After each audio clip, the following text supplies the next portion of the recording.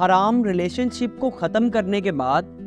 کافی مرحلوں سے گزرنا پڑتا ہے اور صبر بھی کرنا پڑتا ہے۔ ہوتا کچھ یوں ہے کہ جب ہم کسی حرام ریلیشن شپ سے نکلتے ہیں نا یا اس کو کوئٹ کرتے ہیں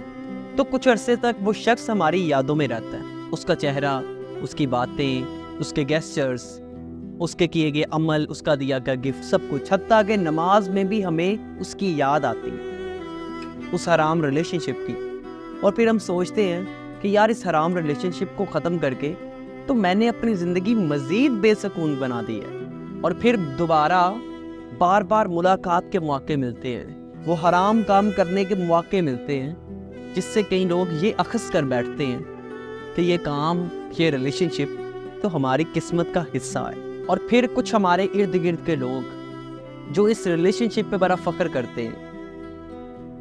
اس سے بھی ہمیں بہت تکلیف پہنچتی ہے کہ ہم نے یہ حرام کام کیوں چھوڑ دیا۔ اور میرے بہن اور بھائیوں، یہ شیطان کا ایک جال ہے، اور اس وقت شیطان کا صرف ایک ہی مقصد ہوتا ہے کہ کسی طرح یہ دوبارہ اس گناہ کی دلدل میں پہنچ جائے۔ میری بہن، میرے بھائی، یہ ایسا وقت ہوتا ہے جب آپ اللہ کے قریب یا شیطان کے قریب، کسی کے بھی قریب جا سکتے ہو۔ بس اپنے دل کو سمجھا لو کہ میں نے یہ غلط کام، گندا کام، غلیظ کام چھوڑ دیا تو چھوڑ دیا، اب جس رب کے لیے چھوڑا وہی مجھے سکون دے گا۔ اور پھر یہ اللہ کی طرف سے چھوٹا سا امتحان بھی ہوتا ہے کہ یہ ڈگمگا تو نہیں جائے گا، اس کی توبہ کتنی سچی ہے، اس کو مواقع ملے تو یہ اب کیا کرے گا۔ اور آپ کا تب صبر کرنا آپ کو اللہ کی نظر میں بہت محترم بنا دے گا، اور آپ کا ایسا کرنا اللہ کی بارگاہ میں بہت اہمیت کا حامل ہو۔ پھر جب بھی خیال آئے اسے جھٹک دیں، اللہ کی پناہ مانگ لیں۔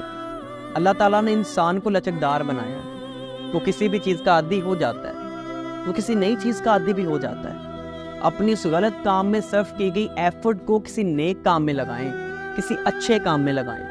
جس کا آپ کے مستقبل کو بھی فائدہ ہو، جس کا آپ کی ابدی زندگی میں بھی اثر و رسوخ نظر آئے۔ اور پھر انشاءاللہ وقت آئے گا جب وہ آپ کے سامنے سے بھی گزر جائے گا یا جائے گی تو آپ کو اس کی یاد نہیں آئے گی، کیونکہ آپ کے دل میں ابدی محبت میرے اللہ کی محبت تھی، اور آپ نے اللہ کے لیے اس حرام ریلیشن شپ کو چھوڑا تھا، جس کا اجر اس دنیا میں بھی ملے گا اور اس دنیا میں بھی ملے گا۔ اور اگر تم بھی اللہ کی محبت چاہتے ہو نا تو نفس سے تو لڑنا پڑے گا، شیطان کے آگے ثابت قدمی سے کھڑے بھی ہونا پڑے گا، شیطان کے چالوں سے بھی بچنا پڑے گا، شیطان کے جال کو بھی دیکھنا پڑے گا۔ لیکن وہ محبت اس دنیا کی سب سے خوبصورت محبت ہے جو انسان اور اس کے رب کے درمیان ہوتی ہے۔